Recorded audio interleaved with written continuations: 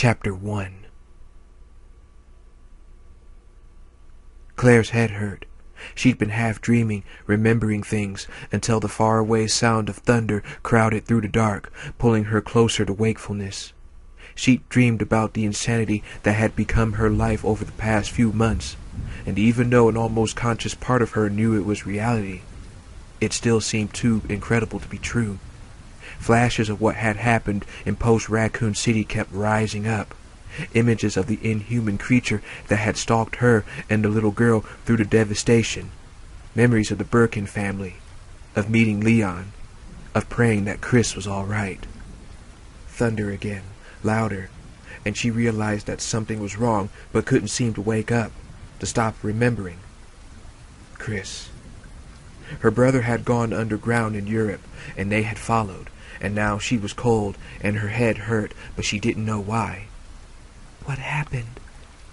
She concentrated, but it would only come in pieces, pictures, and thoughts from the weeks since Raccoon City. She couldn't seem to control the memories. It was like watching a movie in a dream, and still, she couldn't wake up. Images of Trent on the plane and a desert, finding a disk of codes that had ultimately proved useless to her brother's cause. The long flight to London, the hop to France, a telephone call.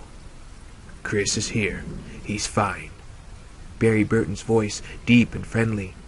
Laughing, the incredible relief filling her up, feeling Leon's hand on her shoulder. It was a start, and it led her to the next clear recollection. A meeting had been set up, one of the surveillance posts for the HQ admin wing on Umbrella grounds. Leon and the others were waiting in the van. Checking my watch, heart pounding with excitement. Where is he? Where's Chris? Claire didn't know she was screwed until the first bullets ripped past, chasing her onto the spotlight-riddled grounds into a building. Running through the corridors, deafened by the rattle of automatic weapons and the helicopter outside.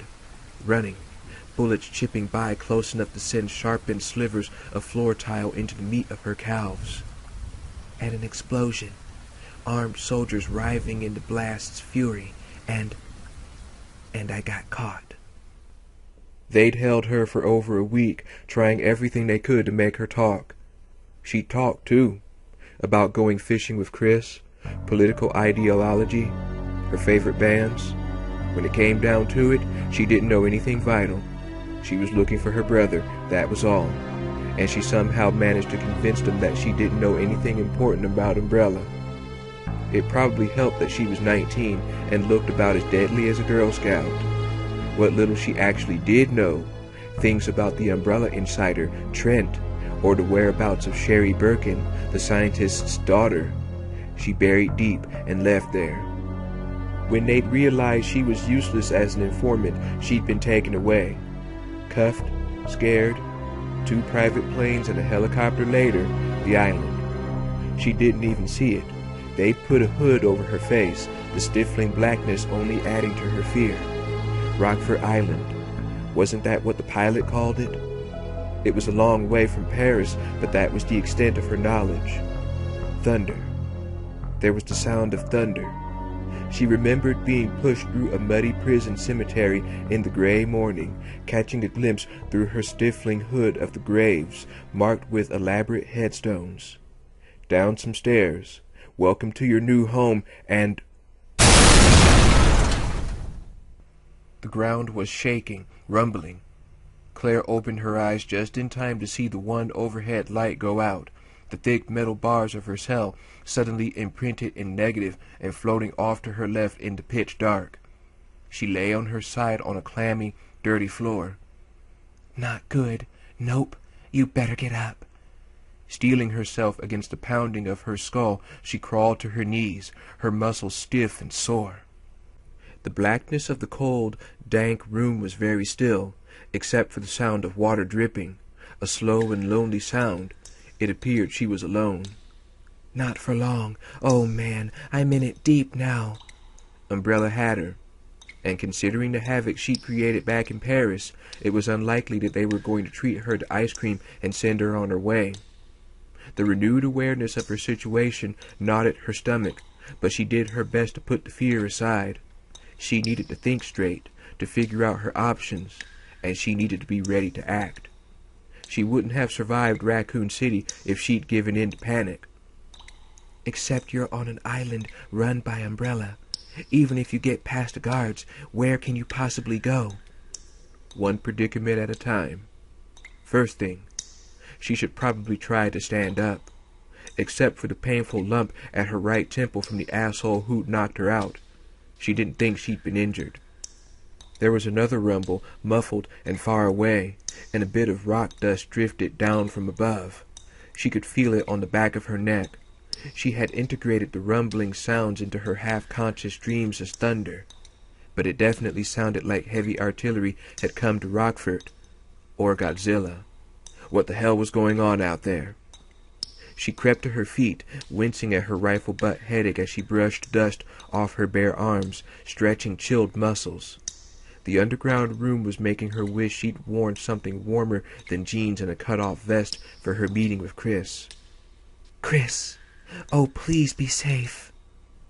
In Paris, she'd deliberately led the Umbrella security team away from Leon and the others, Rebecca and the two executor stars. If Chris hadn't also been caught, Claire figured he'd have hooked up with the team by now.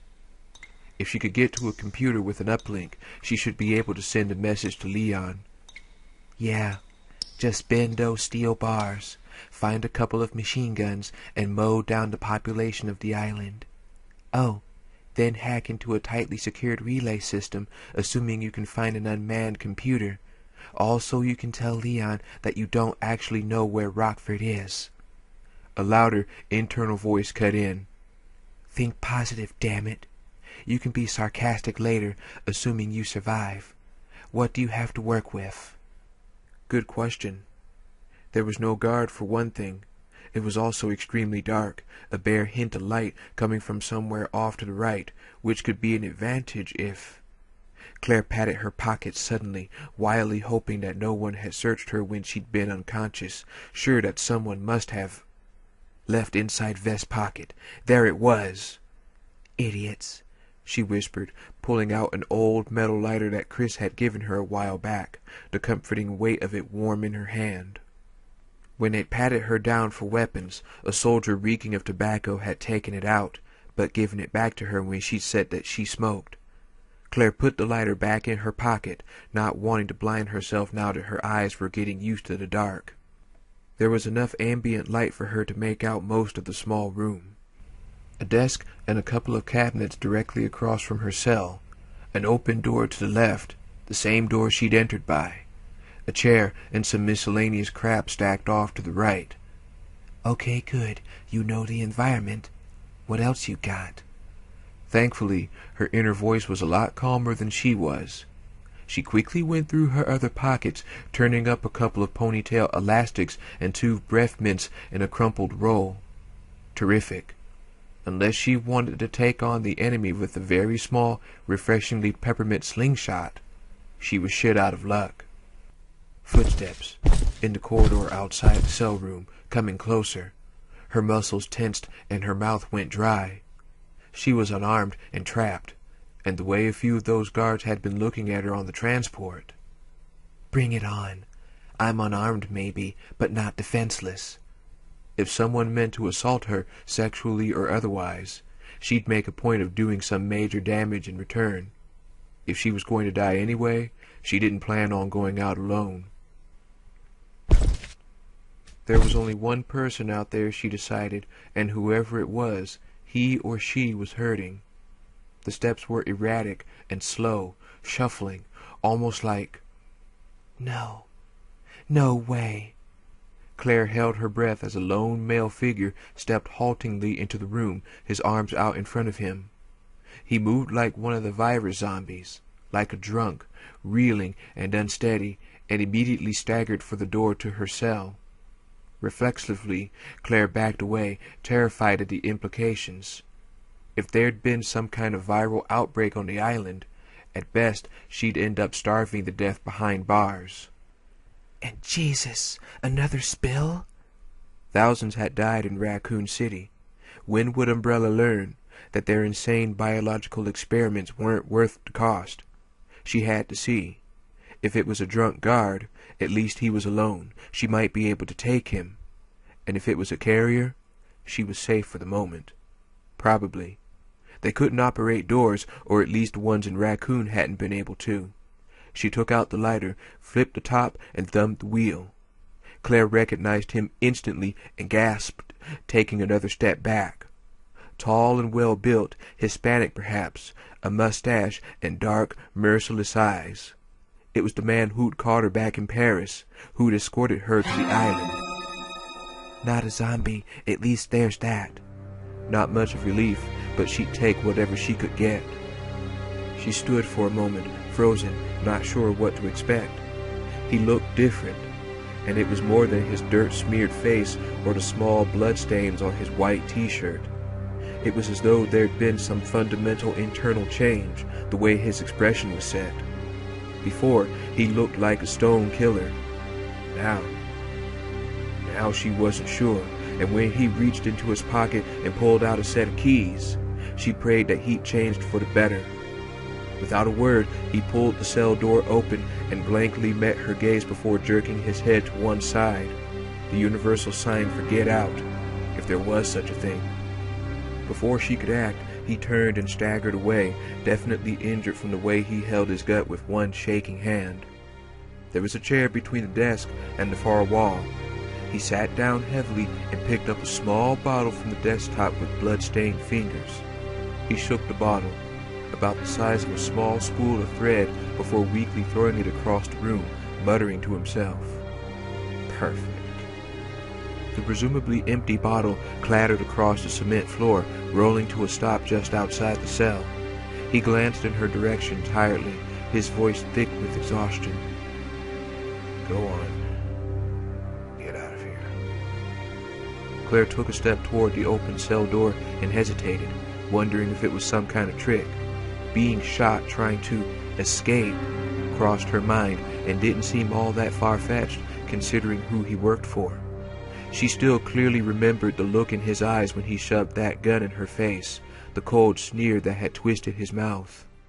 She cleared her throat nervously, deciding to probe for an explanation. What are you telling me exactly? You're free, he said, muttering to himself again as he sank deeper into the chair, chin lowering to his chest. I don't know. Might have been some kind of special forces team. Troops were all wiped out. No chance of escape. He closed his eyes. Her instincts told her that he really meant to let her go, but wasn't going to take any chances. She stepped out of the cell and picked up the bottle he'd thrown, moving very slowly, watching him carefully as she approached. She didn't think his wounded act was a fake. He looked like hell, and as she wiped pallor over his dark skin, like a transparent mask. He wasn't breathing all that evenly either, and his clothes smelled like sweat and chemical smoke. She glanced at the bottle, an empty syringe vial with an unpronounceable name on the label, catching the word hemostatic in the fine print. Hemo was blood. Some kind of bleeding stabilizer? Maybe an internal injury. She wanted to ask him why he was releasing her, what the situation was outside, where she should go, but she could see that he was on the verge of passing out, his eyelids fluttering. I can't just walk out, not without trying to help him. Screw that! Go! Go now! He might die. You might die. Run for it. The internal dispute was brief, but her conscience triumphed over reason, as usual. He obviously hadn't set her loose because of some personal affinity, but whatever the reason, she was grateful. He didn't have to let her go, and he'd done it anyway. What about you? She asked, wondering if there was anything she could do for him. She certainly couldn't carry him out, and she was no medic.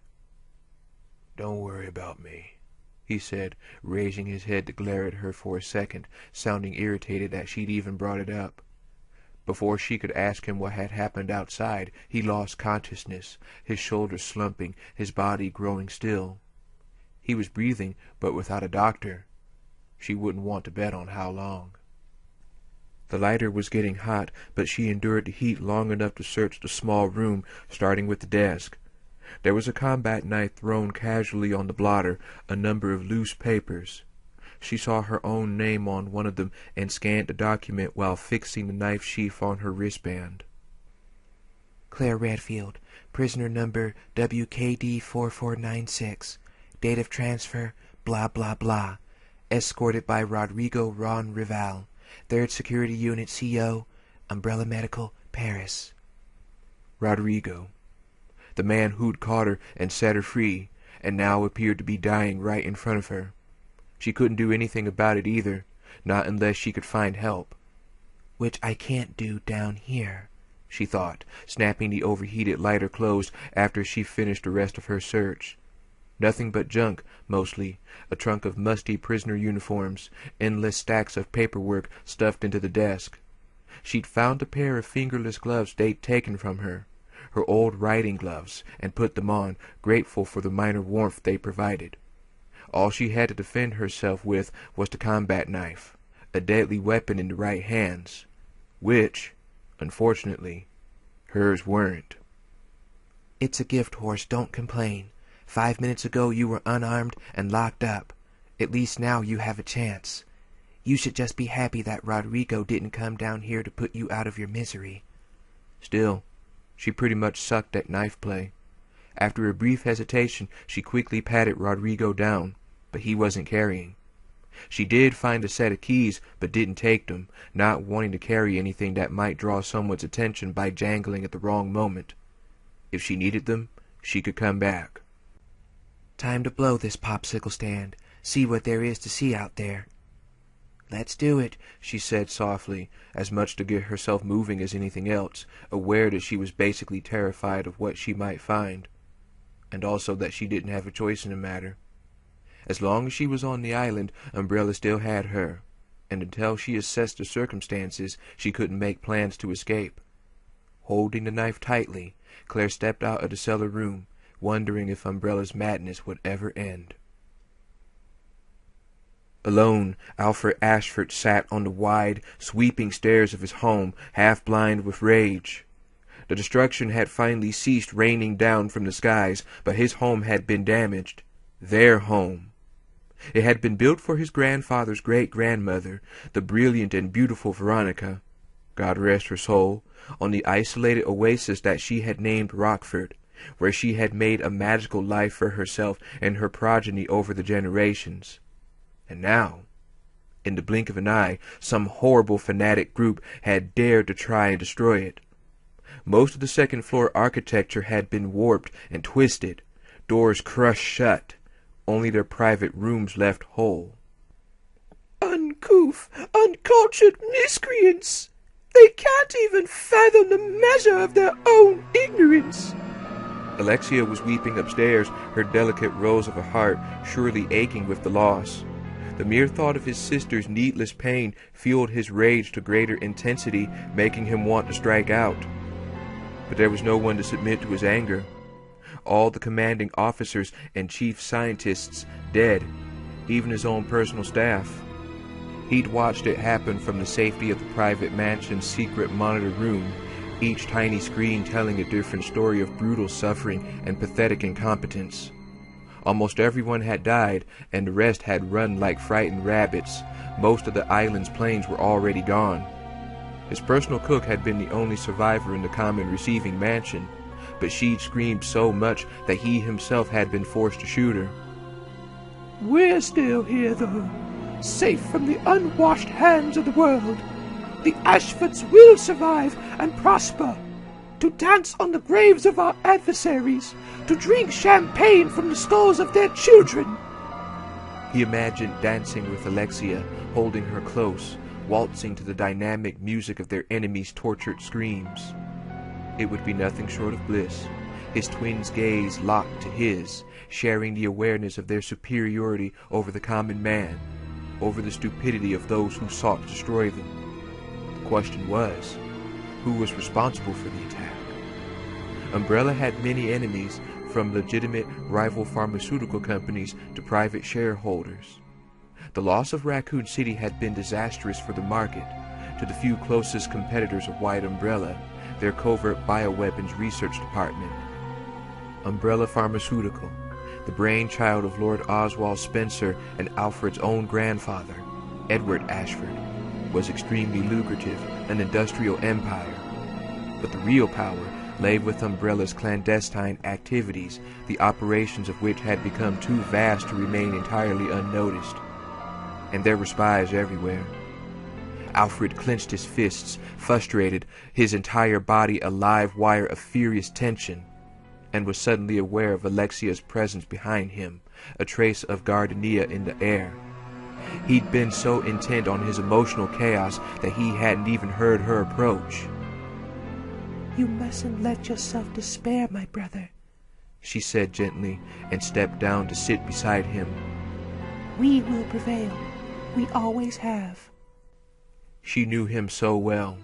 When she'd been away from Rockford all those years ago, he'd been so lonely, so afraid that they might lose some of their special connection.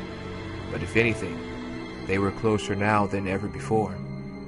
They never spoke about their separation, about the things that had happened after the experiments at the Antarctic facility. Both of them just so happy to be together that they would say nothing to spoil it. She felt the same way, he was certain. He gazed at her for long seconds, soothed by her graceful presence, astounded as always by the depths of her beauty. If he hadn't heard her weeping in her bedroom, he wouldn't have known that she'd shed a tear. Her porcelain skin was radiant, her sky-blue eyes clear and shining.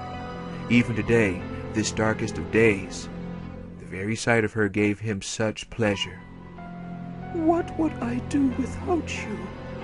Alfred asked softly, knowing that the answer was too painful to consider. He'd gone half mad with loneliness when she'd been away, and sometimes still had strange episodes. Nightmares that he was alone, that Alexia had left him. It was one of the reasons he encouraged her to never leave their heavily secured private residence located behind the visitor mansion. She didn't mind. She had her studies and was aware that she was too important, too exquisite to be admired by just anyone. Quite content to be sustained by her brother's affections, trusting him to be her sole contact with the outside world. "If only I could stay with her all the time. Just the two of us, hidden away." But no. He was an Ashford, responsible for the Ashford stake and umbrella, accountable for the entire Rockford compound. When their basically incompetent father, Alexander Ashford, had gone missing some 15 years before, the young Alfred had stepped up to take his place. The key players behind Umbrella's bioweapons research had tried to keep him out of the loop, but only because he intimidated them, cowed them by the natural supremacy of his family name. Now, they sent him regular reports, respectfully explaining the decisions they made on his behalf, making it clear that they would get in touch with him immediately if the need arose. "I suppose I should contact them, tell them what's happened." He'd always left those matters to his personal secretary, Robert Dorson, but Robert had left his service some weeks before to join the other prisoners after expressing a bit too much curiosity about Alexia. She was smiling at him now, her face glowing with understanding and adoration.